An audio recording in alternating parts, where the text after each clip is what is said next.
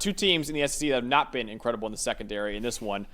Number 17, Ole Miss, 41-35 over Arkansas. Let's go over the highest graded players in this shootout, starting off with the Ole Miss Rebels. Their highest graded player was their quarterback, Trinidad Chambliss, 85.9. I'll talk about him later. But Deuce Alexander, the wide receiver, 76.7. Another wide receiver in Trey Wallace, 73.6. Sontaran Perkins, the edge rusher, 72.7. Ricky Fletcher, the cornerback, 71. Will Eccles, the defensive tackle, 70.2. Let's go over to Arkansas with their highest graded player in the loss, edge rusher Quincy Rhodes Jr., 86.6. Julian Neal, cornerback, 77.3. Offensive tackle Corey Robinson, the second, 75.3. Offensive tackle Marion Harris, 75. Philip Lee, the edge rusher, 67.4. And Talon Green, the quarterback, with a 74.4 grade in the loss for Arkansas. Dalton, what told the story in this game? Plain and simple. Two things had to happen if Arkansas was going to win this game. One, Talon Green had to stay hot. There were a couple of mistakes that were shaky, a couple of misses, but for the most part, Talon Green was good in this game. That was number one. Number two, they had to play better. They could not be the same Arkansas secondary that they were last year. And they were. In this game, they gave up 63 points to Ole Miss last year, and Jackson Dart and all those guys. You wanted to see better. Now, is 41 points better than 63? Sure. But, I mean, it's more of the same. Arkansas has got to contain big plays better. 52.4 coverage grade in this game. Even amongst last year's, all the nonsense that happened in the secondary last year, that would have been the third worst coverage grade against any team they played last year. And that includes Ole Miss, who I believe they improved from a 30 to a 52, but it's still not good enough. If Arkansas wants to compete with the better teams in the SEC, I think their offense is good enough. I think Bobby Petrino can score enough points to compete with anybody. That's what happened in this game. But they have to be better in the secondary. They can't give up the number of explosive pass plays that they do. 6 different players in their coverage unit allowed at least 20 yards. In their last 8 SEC games, Max, they have 2 interceptions. Both of them against Mississippi State last year with Michael Van Buren, right, was playing for them at the time. 2 interceptions in their last 8 SEC games. Coverage unit needs to be better, or they will be losing a lot of shootouts like this once again. Yeah, my stat is on both sides, over 1,000 yards of total offense in this game. Exactly 1,001 yards of total offense in this game. A lot like Georgia, Tennessee, defense was optional in this one. Both teams averaged over 7 yards per play. You mentioned the coverage grade for Arizona.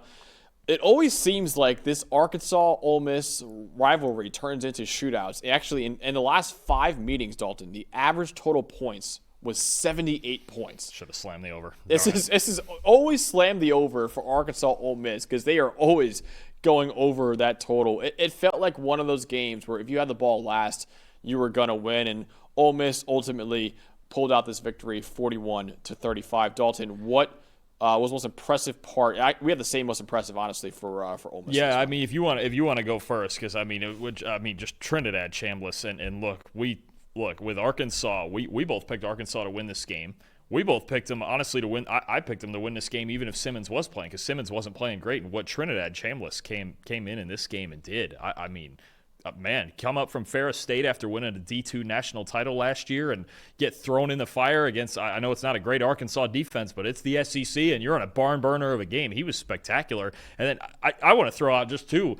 There was a moment here where Chambliss got hurt, and Austin Simmons had to come in on a bad ankle. Clearly not okay. Oh, yeah. For all the suspense there was pregame, which was weird, and who knows about dodging injury reports and things like that. But Austin Simmons had to come in for a few plays. He runs the ball and takes a shot on that ankle, that already bad ankle, and he throws a touchdown pass when he can hardly move. I mean, credit to both. It reminds me, there was a game last year, I forget who they were playing, when SMU had a similar effort like this, where Kevin Jennings, might have been against Louisville maybe, Kevin Jennings played a great game. He came out for a couple plays. Preston Stone comes in and throws a touchdown. Jennings then goes back. It just reminded me of that. Early on, they beat BYU with both of them playing, I remember. I thought there was maybe it was the BYU. I forget which game it was, but SMU had a game like this last year with Stone and Jennings, and Simmons had to come in here and throw a touchdown. And again, every point mattered in this game. You mentioned 1,000 total yards of offense, but you just have to be impressed with the way that Chambliss just stayed composed, and he was the best player on the field in this game, and the way that Lane Kiffin, I mean, I don't know, man. I'm going to be honest with you. I know Simmons and the ankle, and you never want to just bench your guy for an injury, but Chambliss, especially with the running, he gives them a different dimension in this offense. I have to wonder if Kiffin would think about, you know what, maybe that's our guy. I know Austin Simmons is the starter right now, but is there a more efficient quarterback than Austin Simmons as a backup coming in for one drive? Because remember last year when Jackson Dart got hurt against Georgia, he led them on a touchdown drive. And this one, when they needed him to play for a little bit on the bum ankle, he throws a touchdown too. So really he's 2 for 2 on these drives where he had to play for a little bit. Right. So and credit to him for coming in and getting the job done. And that's why Kiffin left him available. And he was clearly unhealthy too. He couldn't move. He couldn't move at all. I mean, you could see it even when he's stepping into his throws. He just couldn't do it. But you really have to wonder. There's sometimes, and again, you don't want to give guys jobs away for injuries. We saw this with Quinn Ewers and Arch Manning last year. But, boy, sometimes there's some performances that open your eyes a little bit.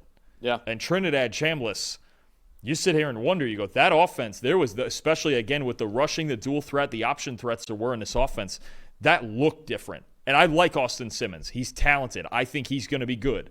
But he's had some issues this year, though. But he's had ball security. And that's the other thing. Chambliss protected the football. Yeah. I don't know if he had a single turnover with the play. I don't think he did. He did not. No, he did not. I mean, if he's going to protect the football and add the rushing threat that they're missing, and he was distributing the ball all over the place, you got some big games coming. You got a big game coming next week. Yeah. Tulane's really good. It's something to think about. I like Austin Simmons. I have no disrespect to Austin Simmons. He's a young kid. He's going to get better. But the way that makes you wonder. What we saw last night from Chambliss makes you wonder. And also, he doesn't look the way Simmons looked last night with that ankle. I don't know if he's going to be healthy. Oh, he may not even play. He may not even play. So you might give Chambliss another shot in this one too against Memphis. And in the current form, the next couple weeks, you got Tulane and LSU. I think if you're Lane Kiffin and you won this game, you squeaked it out. You squeaked out the Kentucky game by 1 score. But if you still want to make the playoff, if you really want to do that, you have to ask yourself, who gives us a better shot to win these games right here? Because they got 2 tough ones coming. My most impressive has to be Trinidad Chambliss. You mentioned it before. But, I mean, listen, we both picked Arkansas, and that's when we thought Simmons would be playing in this one, and we thought he'd be healthy enough to play.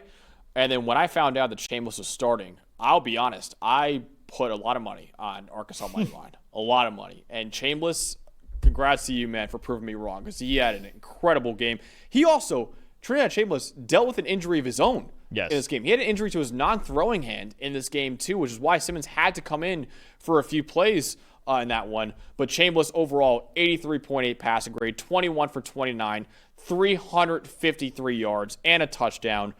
2 big-time throws, 0 turnover plays. He also led Ole Miss with 58 yards on the ground and 2 rushing touchdowns, too. You mentioned before, he led Ferris State last year to a Division II national championship.